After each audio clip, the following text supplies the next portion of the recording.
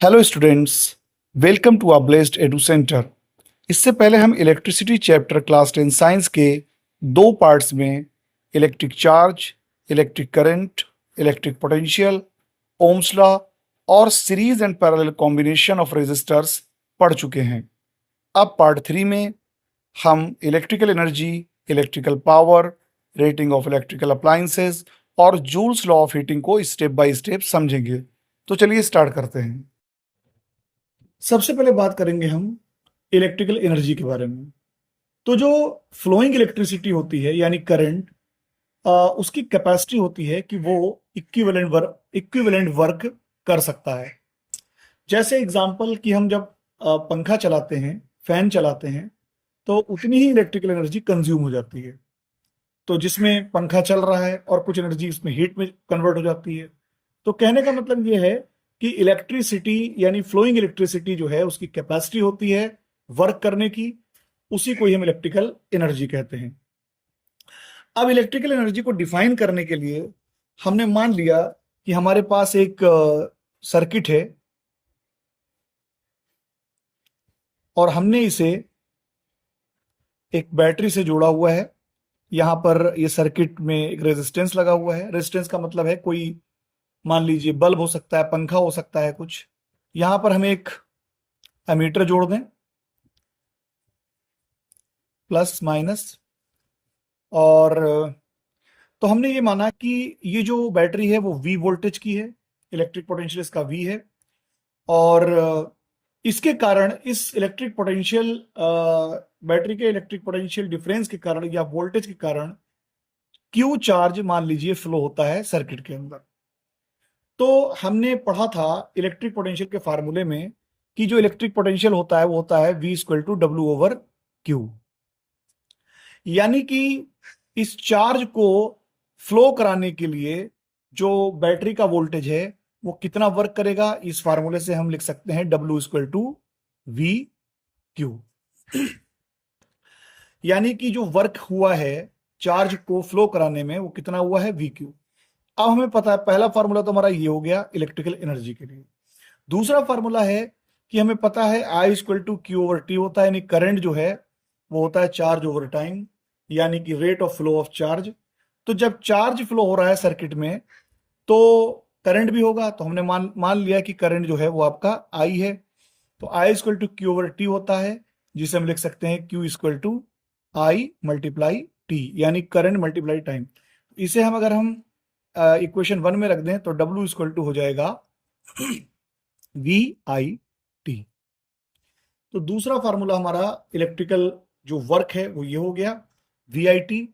अब electrical work जो है वो इलेक्ट्रिकल एनर्जी के बराबर होता है, क्योंकि जब इलेक्ट्रिकल एनर्जी कंज्यूम होती है तो उतना ही इलेक्ट्रिकल वर्क हमें मिलता है। तो यानी कि इलेक्ट्रिकल वर्क और इलेक्ट्रिकल एनर्जी को हम बराबर रख सकते हैं।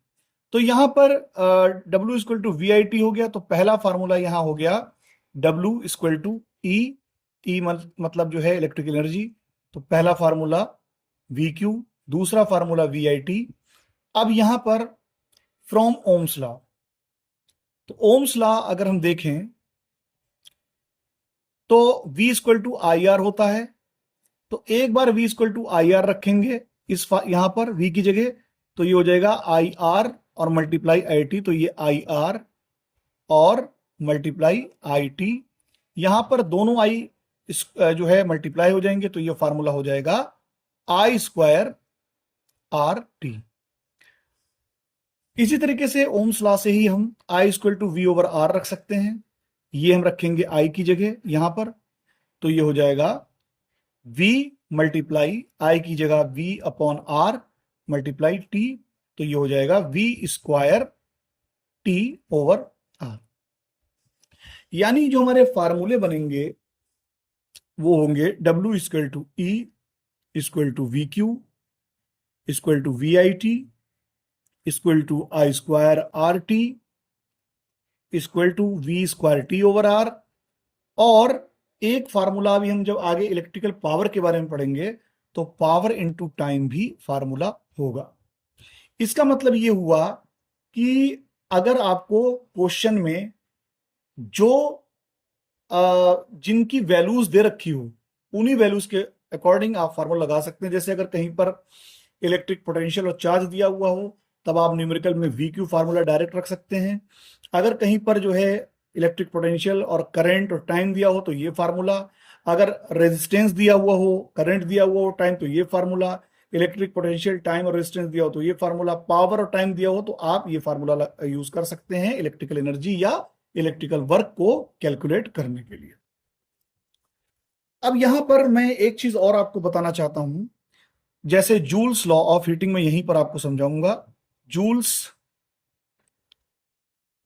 लॉ ऑफ हीटिंग, तो जो आपके साइंटिस्ट यानी जूल जो साइंटिस्ट थे उन्होंने ऑब्जर्व किया प्रैक्टिकली कि जब किसी सर्किट में करंट फ्लो होता है तो हीट जो होता है उसमें जो हीट प्रोड्यूस होती है वो करंट के स्क्वायर के प्रोपोर्शनल होता है। यानी कि करंट अगर 2 टाइम्स होगी तो हीट वहां पर 4 टाइम्स हो जाती है।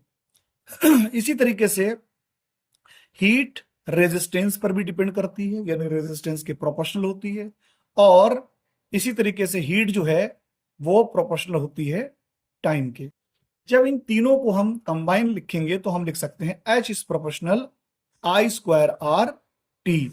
यानी यहां पर जो हीट है वो I स्क्वायर आर टी के प्रोडक्ट के प्रोपोर्शनल होती है, और जब हम साइन ऑफ प्रोपोर्शनलिटी हटाएंगे तो हमें मिलेगा एक कांस्टेंट H इक्वल टू के I स्क्वायर आर टी।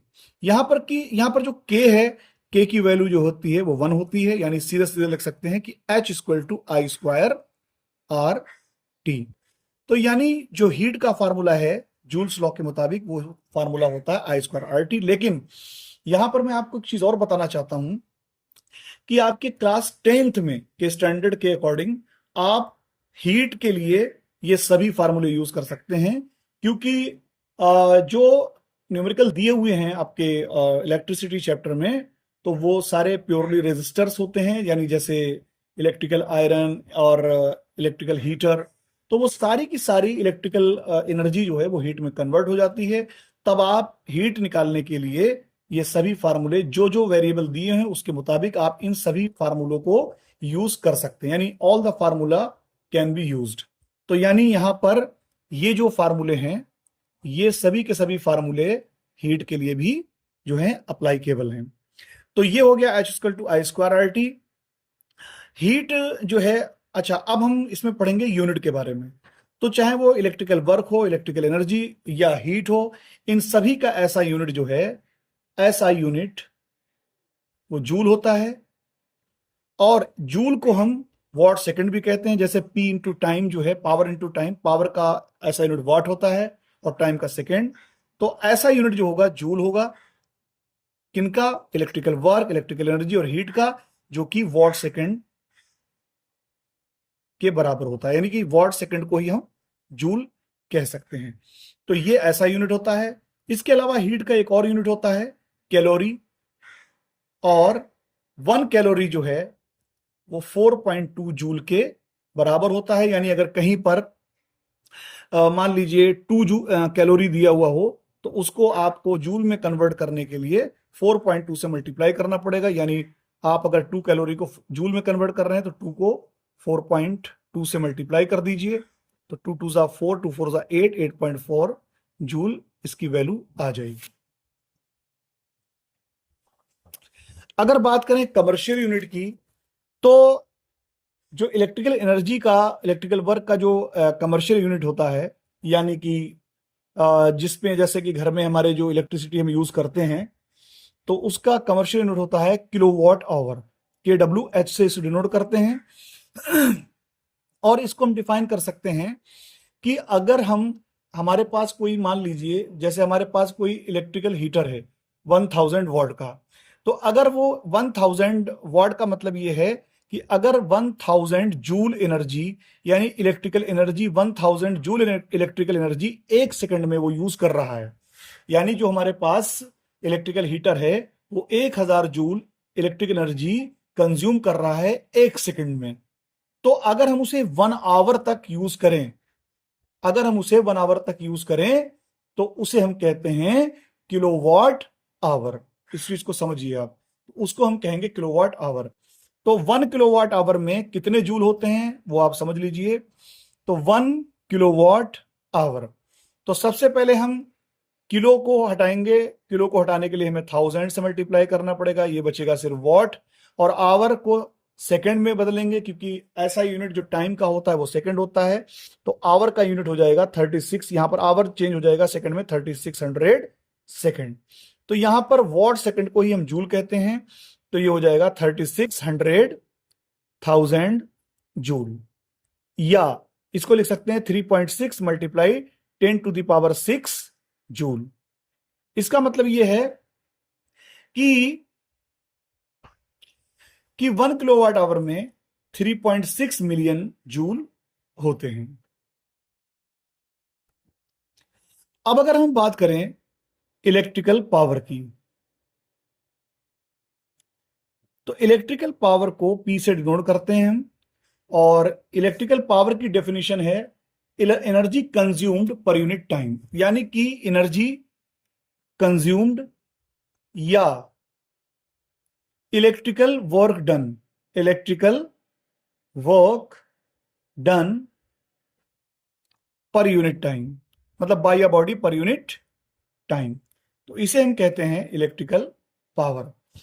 और यहां पर जो फार्मूला हो जाएगा P = W/T, या वर्क डन तब होता है जब एनर्जी कंज्यूम होती है, तो E/T भी लिख सकते हैं इसे।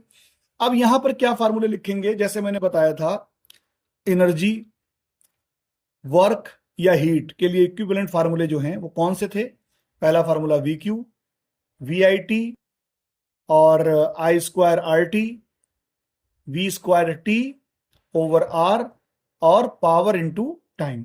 तो इन फार्मूले में सिर्फ टाइम वाले हम देख लें और उससे टाइम हटा दें, बस वही पावर के फार्मूले बन जाएंगे। यानी ये 3 मेन फार्मूले हैं, टाइम सिर्फ हमें यहां से रिमूव करना है। तो पहला फार्मूला VI, दूसरा फार्मूला I²R, तीसरा फार्मूला V²/R।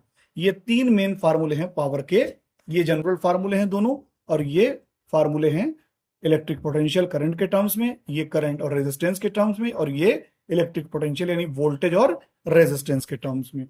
तो ये आपकी इलेक्ट्रिकल पावर है। इलेक्ट्रिकल पावर का जो ऐसा यूनिट होता है उसे भी समझ लीजिए। इसका ऐसा यूनिट होता है वर्क या एनर्जी का यूनिट होता है जूल, और टाइम का सेकंड, यानी जूल पर सेकंड इसका ऐसा यूनिट होता है जिसको हम कहते हैं वॉट। ये ऐसा यूनिट है पावर का। और इसके अलावा किलोवाट भी यूनिट होता है। 1 किलोवाट में 1000 वॉट होते हैं, यानी कि अगर आपको किलोवाट से वॉट में बदलना है तो आपको 1000 से मल्टीप्लाई करना पड़ेगा। जैसे मान लीजिए कि हमारे पास 2.5 किलोवाट दिया हुआ है, तो हम इसे वाट में बदलने के लिए 2.5 को 1000 से मल्टीप्लाई करेंगे, तो ये हो जाएगा 25,000, डेसिमल पॉइंट के बाद एक डिजिट, यानी कि 2500 जो है वॉट। ये हो जाएगा इसका ऐसा यूनिट, यानी कि किलोवाट में इतने वॉट होंगे। अब नेक्स्ट जो है वो है हमारा रेटिंग ऑफ इलेक्ट्रिकल अप्लायंसेस। तो जितने भी इलेक्ट्रिकल अप्लायंसेस होते हैं उनकी एक रेटिंग होती है। यानी जैसे हम अगर कोई बल्ब लेके आए मार्केट से, तो हम देखेंगे कि बल्ब पर जो है लिखा होता है 220 वोल्ट 50 वॉट। इसका मतलब यह है कि अगर हम इस बल्ब को 220 वोल्ट की लाइन से जो है ऑपरेट करें, जो कि हमारे घरों में 220 वोल्ट की ही जो है सप्लाई आती है, तो ये बल्ब जो है वो 50 वाट की पावर देगा, यानी कि 50 जूल पर सेकंड खा लेगा, यानी 50 जूल एनर्जी पर सेकंड यूज करेगा, कंज्यूम करेगा। इसका मतलब ये हुआ। अच्छा, यहां पर जैसे पावर का अगर हम फार्मूला देखें तो P बराबर होता है V²/R, और R इक्वल टू हो जाएगा V²/P। अगर हम सेम लाइन से यानी 220 वोल्ट की लाइन से अगर हम दो अप्लायंसेस यूज करें, तो एक मतलब दोनों की पावर अलग अलग हो, यानी एक की पावर हायर हो, एक की पावर लोअर हो। तो यहां आप देख सकते हैं कि जो रेजिस्टेंस जो है वो पावर के इनवर्सली प्रोपोर्शनल होता है। यानी अगर सेम वोल्टेज की बात करें, यानी एक ही वोल्टेज के सोर्स से जोड़ दें, तो जिस अप्लायंस की हायर पावर होगी उसका रेजिस्टेंस कम होगा। यही कारण है कि I इक्वल टू क्या होता है ओम्स लॉ से V/R आर, यानी जिसका रेजिस्टेंस कम होगा उसके उसमें करंट ज्यादा होगा। यही कारण है कि जो हैवी इलेक्ट्रिकल अप्लायंस होते हैं उसका रेजिस्टेंस कम होता है और इस कारण वो ज्यादा करंट ड्रॉ करते हैं। तो मुझे उम्मीद है कि ये चीज समझ में आपके आ गई होगी। पूरा चैप्टर जो मेन इसके जो कंसेप्ट थे वो यहाँ पर कंप्लीट हो चुके हैं। अब हम जो है इलेक्ट्रिकल एनर्जी पावर से रिलेटेड न्यूमेरिकल्स करेंगे। पहला क्वेश्चन दिया हुआ है कि आप इस स्टेटमेंट से क्या समझते हैं कि एक बल्ब जिसकी रेटिंग 60 वॉट और 220 वोल्ट हो, तो इसका क्या मतलब है। तो यहां पर 60 वॉट 220 वोल्ट का मतलब रेटिंग का ये है कि अगर हम उस बल्ब को 220 वोल्ट की लाइन से ऑपरेट करें, यानी कि सोर्स ऑफ वोल्टेज से उसे ऑपरेट करें, तो वो 60 वॉट की पावर देगा। 60 वॉट की पावर का मतलब ये है कि वो 60 जूल एक सेकंड में यूज कर लेगा। दूसरा क्वेश्चन यहां पर हमारा दिया हुआ है कि a current of 4 ampere flows through a 12 volt car headlight bulb, यानी 4 एम्पियर का करंट जो है वो फ्लो कर रहा है। 12 वोल्ट की बैटरी लगी हुई है और हेडलाइट बल्ब है, उससे ये जो है करंट पास हो रहा है 10 मिनट्स के लिए। फिर से समझ लीजिए, एक करंट है 4 एम्पियर का जो हेडलाइट बल्ब से फ्लो कर रहा है और वो हेडलाइट बल्ब जो है वो 12 वोल्ट की सोर्स से जुड़ा हुआ है और 10 मिनट तक ऑपरेट होता है। तो ये कह रहे हैं how much energy transfer occurs during this time, इस टाइम में कितनी एनर्जी ट्रांसफर होती है, तो हमें एनर्जी निकालना है। तो यहां पर जो है न्यूमेरिकल करने से पहले हमें यह देखना पड़ेगा कि उसमें गिवन क्या क्या है। तो एक तो पहला यहां पर करंट दिया हुआ है 4 एम्पियर और सोर्स ऑफ वोल्टेज दिया हुआ है, यानी बैटरी का वोल्टेज 12 वोल्ट यानी V इक्वल टू जो है 12 वोल्ट दिया हुआ है और टाइम दिया हुआ है 10 मिनट्स। तो यहां पर सबसे पहले तो टाइम जो है वो ऐसा यूनिट में नहीं है, तो हमें टाइम को कन्वर्ट करना पड़ेगा सेकंड में। तो ये हो जाएगा 10 को 60 से मल्टीप्लाई कर देंगे तो ये हो जाएगा 600 सेकंड। अब यहां पर निकालना क्या है, एनर्जी, ई पूछ रहे हैं यहां। तो यहां पर जैसे कि मैंने फार्मूले बताए थे कि एनर्जी के कई फार्मूले हैं, V Q, V I T, I square R T, V square T over R और पावर इनटू टाइम। तो यहां पर जो वेरिएबल गिवन है वही वेरिएबल का फार्मूला आप यूज कर लें। एक तो यहां करंट दिया हुआ है और वोल्टेज दिया हुआ है, टाइम दिया हुआ, तो हम ये वाला फार्मूला यूज कर लेंगे डायरेक्टली। तो एनर्जी का यहां पर हो जाएगी V square T over R. अब यहां वी स्क्वायर, वी यहां कितना दिया हुआ है, सॉरी यहां पर आर दिया हुआ नहीं है, तो हम फार्मूला यहां पर यूज करेंगे वी आई टी। तो ये वाला फार्मूला यूज कर लेंगे वी आई टी। तो ये हो जाएगा वी की जगह प्लेस पे इसकी वैल्यू 12 मल्टीप्लाई, करंट यहां दिया हुआ है 4 और टाइम दिया हुआ है 600, तो ये हो जाएगा 48 मल्टीप्लाई 600, 2 जीरो बाद में लगा देंगे, 6 8 जा 48 और 6 4 जा 24 और 428 20, यानी कि ये हो जाएगी 28,800 जूल, यानी इतनी एनर्जी जो है कंज्यूम हो जाएगी। नेक्स्ट क्वेश्चन है what will be the current drawn by an electric bulb of 40 what. ये कह रहे हैं कि कितना करंट जो है इलेक्ट्रिक बल्ब खींचेगा, यानी आई यहां पर पूछा जा रहा है और बल्ब का जो पावर दी हुई है पी वो दी हुई है यहां पर 40 वॉट और when it is connected to a source of 220 volt, और ये V यानी कि जो बैटरी का वोल्टेज है उससे ये जुड़ा हुआ है जो कि 220 वोल्ट की बैटरी है। तो यहां पर हम कौन सा फार्मूला लगाएंगे, तो हमारे पास पावर दिया हुआ है, तो यहां पावर के फार्मूले हम देखेंगे। पहला फार्मूला वी आई और आई स्क्वायर आर और वी स्क्वायर ओवर आर। तो यहां पर क्योंकि V और जो है P दिया हुआ है और I पूछ रहे हैं, तो तीन वेरिएबल जो हैं वो ये वाला फार्मूला यहां पर यूज होगा, P इक्वल टू वी आई। तो ये वाला फॉर्मूला यूज करेंगे। आई इक्वल टू हो जाएगा यहाँ पी ओवर वी। यहाँ पर पी जो है वो है 40, जबकि वी यहाँ दिया हुआ है 220। तो इसे सॉल्व कर लेंगे तो ये निकल के आएगा 2/11, और जब इसको हम सॉल्व करेंगे तो ये हो जाएगा 0.18 एम्पियर। नेक्स्ट क्वेश्चन इसके अंदर दिया हुआ है, ये एक इलेक्ट्रिक बल्ब है जिसका रेजिस्टेंस है 480 ओम्स। तो यहां पर रेजिस्टेंस दिया हुआ है R इक्वल टू 480 ओम्स, और ये कनेक्ट है इलेक्ट्रिक बल्ब 220 वोल्ट के सोर्स से, यानी V दिया हुआ है 220 वोल्ट, और पूछ रहे हैं कि इलेक्ट्रिकल एनर्जी जो है 10 सेकंड में कितनी इलेक्ट्रिक एनर्जी कंज्यूम होगी, यानी E पूछ रहे हैं, और टाइम दिया हुआ है यहाँ पर 10 सेकंड। तो यहाँ पर हम एनर्जी का जो है कौन सा फॉर्मूला यूज करेंगे, तो E इक्वल टू हो जाएगा V square T over R। तो आप इसको खुद जो है सॉल्व करने की कोशिश करें। V square T over R, यहाँ पर V गिवन है, टाइम भी गिवन है, और R भी गिवन है। नेक्स्ट क्वेश्चन देखिए जरा।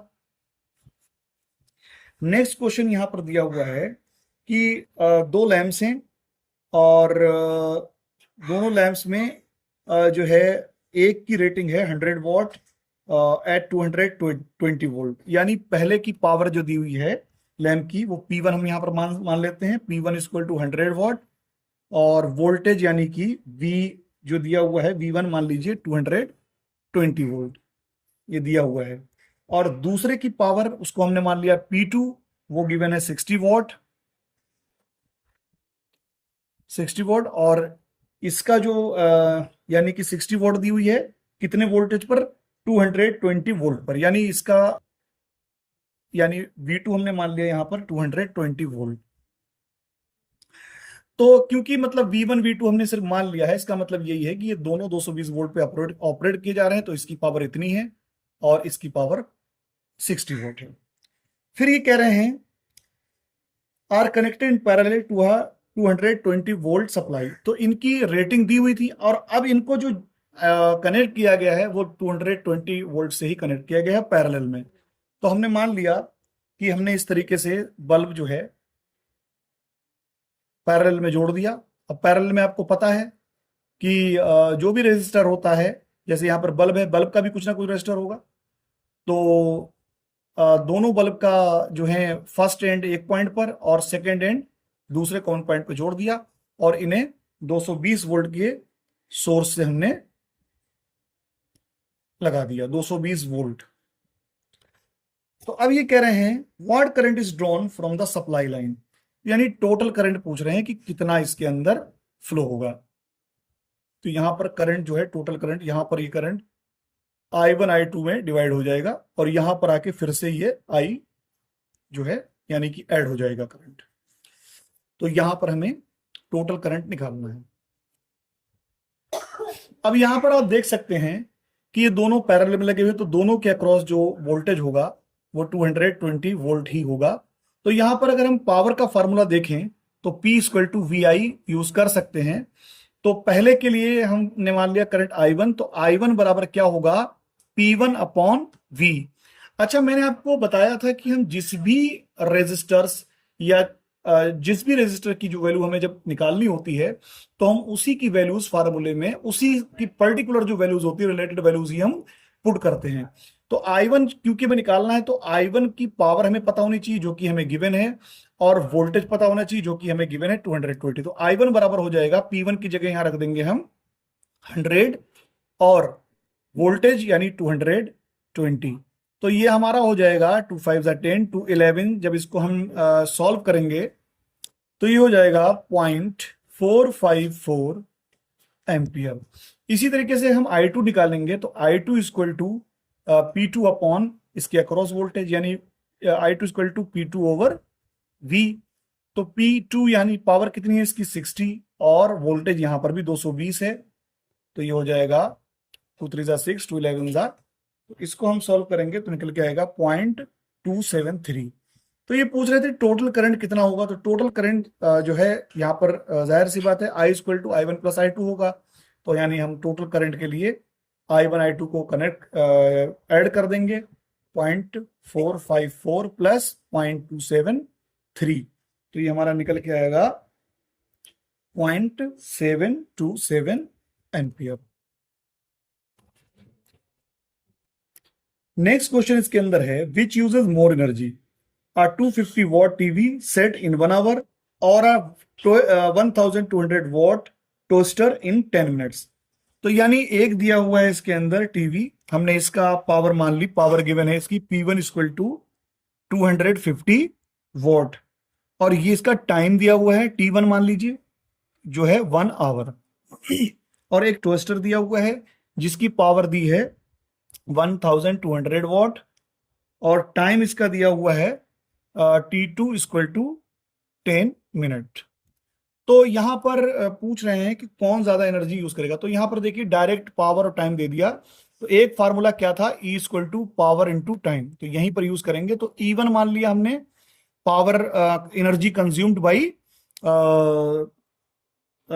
टीवी सेट, तो उसको E1 मान लिया। तो यहां पर E1 बराबर P1 मल्टीप्लाई T1, और ऐसे ही टोस्टर के लिए E2 equal to P2 multiply T2।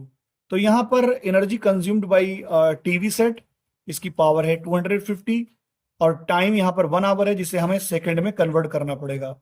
तो 1 आवर में जो है 3600 सेकंड होते हैं, इनको मल्टीप्लाई कर लेंगे, 25 मल्टीप्लाई 36, और यहां पर 3 जीरो हम इसको बाद में लगा देंगे, चाहे तो 1 2 3 इसको 1000 यहां पर लिख लें, कोई फर्क नहीं पड़ रहा है। ये हमारा हो जाएगा 900,000 जूल, और इसकी एनर्जी यानी टोस्टर की यहां पर हम वैल्यू रख दें, यहां पर दिया हुआ है 1200 वॉट P2, और टाइम दिया हुआ है 10 मिनट जिसे हमें कन्वर्ट करना है सेकंड में।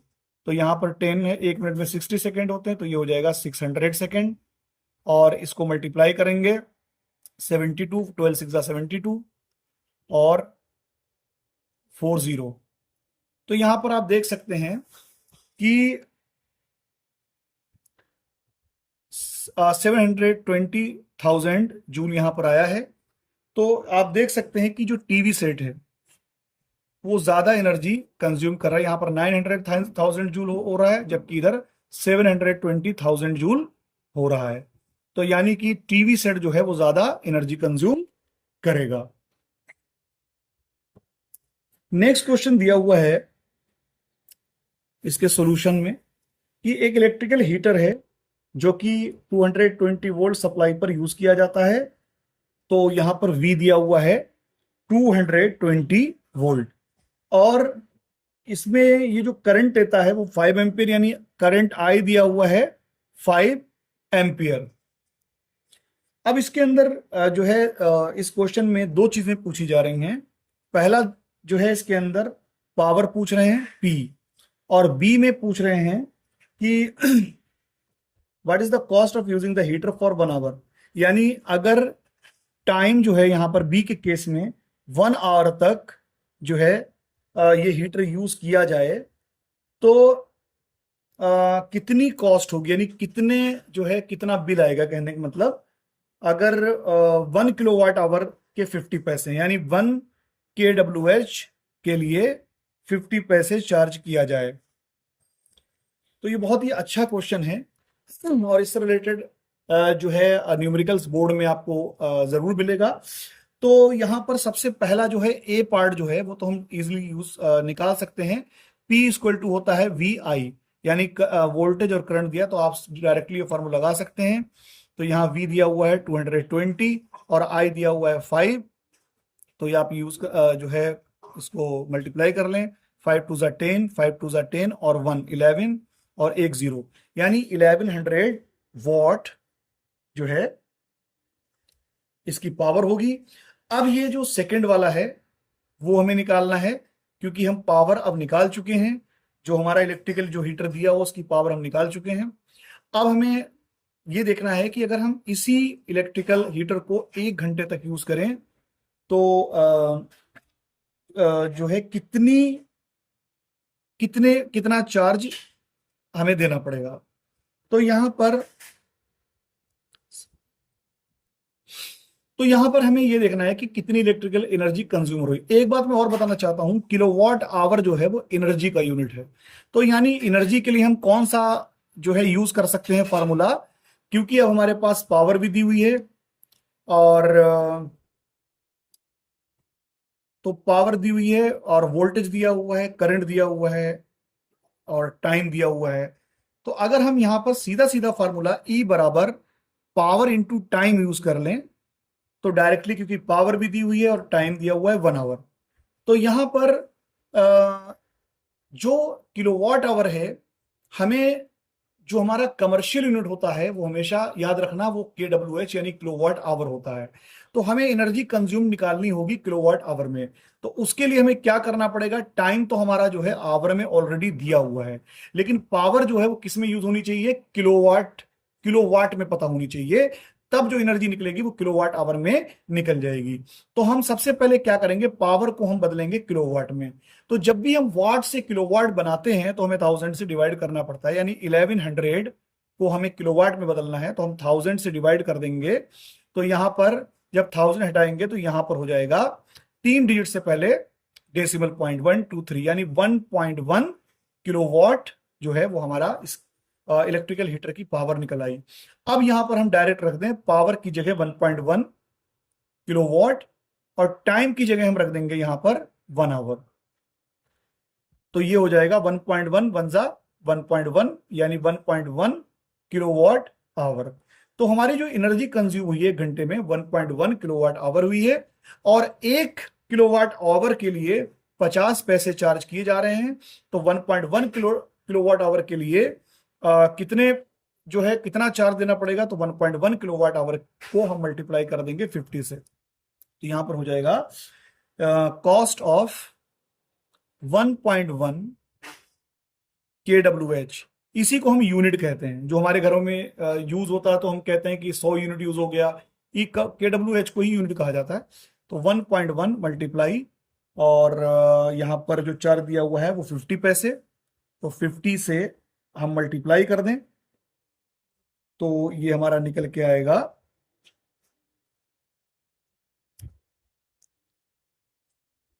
5 1 5 0, यानी 55 पैसे।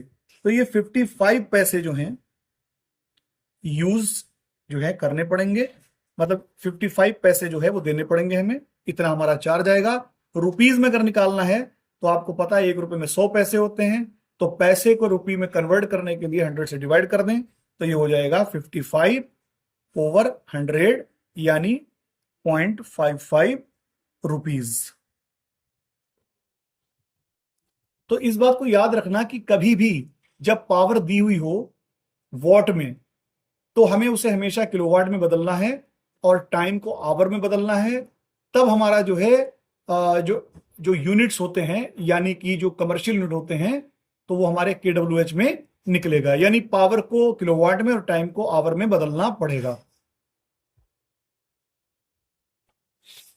तो नेक्स्ट वीडियो में मैं आपको जो है इससे रिलेटेड बहुत इंपॉर्टेंट क्वेश्चंस बेसिकली जो है इन टेक्स्ट क्वेश्चन और एनसीईआरटी क्वेश्चंस और जो भी रिलेटेड क्वेश्चन होंगे बोर्ड से रिलेटेड जो पिछले बोर्ड के पेपर्स में आए हैं तो उन्हें मैं सॉल्व करूंगा।